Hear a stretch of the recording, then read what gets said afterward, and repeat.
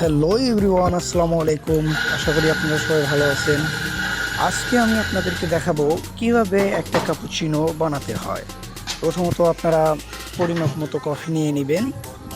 তারপর আপনার ঠিকঠাক মতো যে পর্যন্ত আপনার কফির মাপ আছে সে পর্যন্ত নিয়ে নেবেন। তারপর আপনি আপনার ক্যাপুচিনো বানাতে গেলে যে দুধ লাগে সেই দুধটুকু নিয়ে সুন্দর করে যে পরিমাণ লাগে সেই পরিমাণ মতো আপনি নেবেন। নেওয়ার পর আপনি আস্তে করে দুধটাকে ফোম করে তুলবেন।